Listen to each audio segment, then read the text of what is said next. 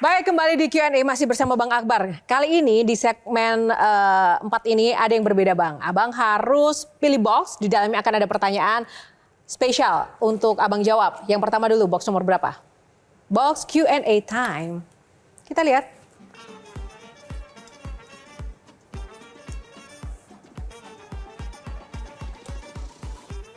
Oke, yang pertama Bang, nomor berapa?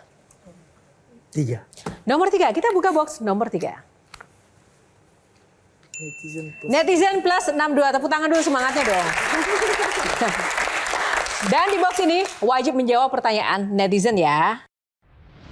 Mas Andra, saya kebetulan hidup di Indonesia bagian timur dan saya ingin untuk masuk ke parlemen. Kira-kira apa faktor utama yang harus dimiliki oleh generasi muda untuk menembus ruang-ruang kekuasaan yang selama ini didominasi oleh generasi yang lebih tua? Apakah harus ada orang dalam untuk masuk parlemen, itu benar adanya?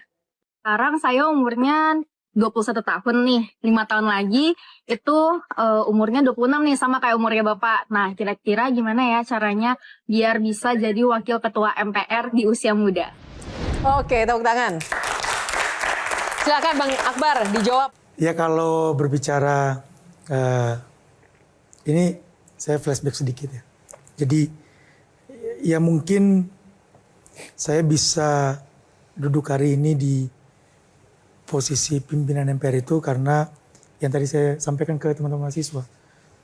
Saya sebisa mungkin untuk bisa beradaptasi, fleksibel. Harus pandai-pandai membawa diri lah. Yang tadi saya sampaikan.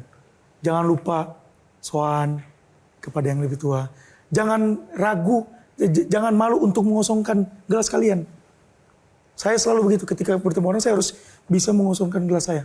Karena saya yakin betul saya akan mendapatkan advice. Oke.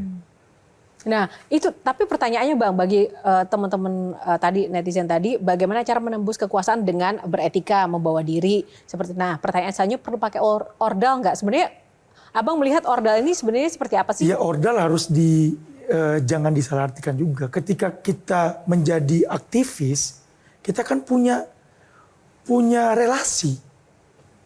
Ya sama, Mbak juga kan jadi presenter ketika pasti mempunyai relasi. Relasi itu jangan dijadikan image yang negatif sebagai ordal. Enggak. Jadi ya gunakan fasilitas yang kalian miliki itu dengan sebaik mungkin. Ya, fasilitas di jaring itu sangat luar biasa. Ya. Menurut saya. Saya setuju itu. Kalau punya ordal ya dipakai lah. Ya, Masa punya that's ordal why nggak kita dipakai? membangun sebuah relasi. Nah itu malah jangan salah kaprah ya. Kenapa membangun hubungannya baik dengan Mbak Networking Tejo, penting. Jolin, Cocok. apalagi Bang Hensat. Kan agar kita juga bisa dapat akses komunikasi politik, ya nggak sih Bang? Iya, tepuk tangan dong buat Bang Hensat. Oke baik, langsung box kedua. Bang, nomor berapa? Nomor 5. Nomor 5 ya. Oke, kita buka box nomor 5. Kebangsaan. Oke. Sebutkan 3 wakil presiden yang inspiratif menurut Bang Akbar dan berikan alasannya. 3 saja. Yang pertama, Bapak Yusuf Kala.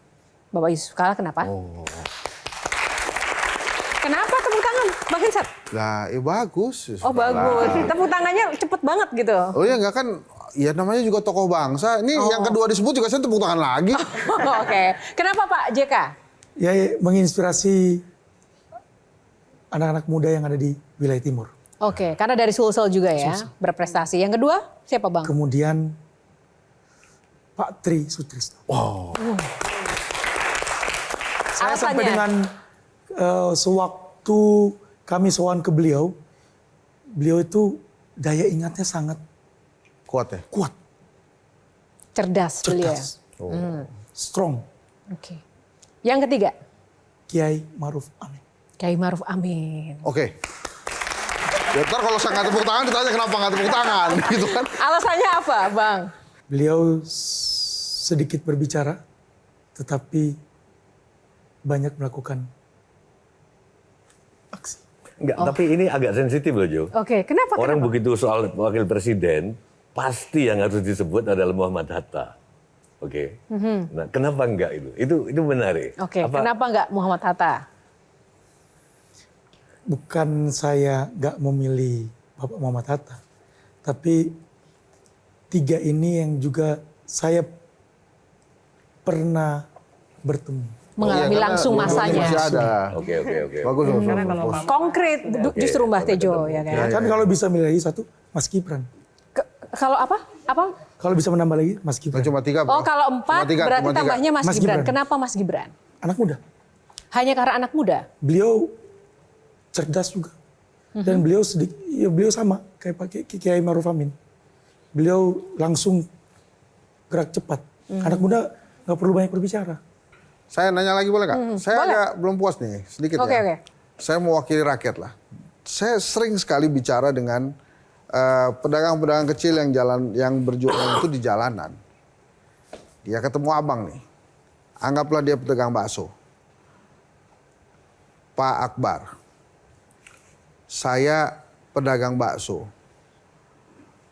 Pendapatan saya sama, tapi penghasilan saya berkurang karena bahan bakunya mahal-mahal. Saya nggak bisa ini hidup begini terus. Tadinya saya bisa bawa pulang uang 100.000, sekarang hanya tinggal 40.000 rupiah karena 60.000-nya tergerus dengan bahan baku yang mahal. Tolong bantu saya, Pak Akbar. Apalagi kira-kira jawabannya? Pasti ini menyangkut dengan regulasi. Regulasi. Ini yang perlu kita sampaikan ke pemerintah pusat. Dan lebih fokus lagi terhadap regulasi yang menyentuh langsung ke masyarakat. Oke, closing statement-nya kalau untuk Bang Akbar apa? Jadi sebetulnya begini, Bang Akbar, Mas Gibran, dan anak-anak muda lain yang di pemerintahan, itu Anda tuh menjadi standar hari ini. Kalau kalian berhasil memang menjadi anak muda yang mengubah Indonesia, maka akan banyak lagi anak-anak muda yang mendapatkan kesempatan untuk mengubah Indonesia. Bukan hanya sebagai wakil ketua MPR mungkin, tapi bisa jadi ketua MPR nantinya, atau menjadi presiden kelak.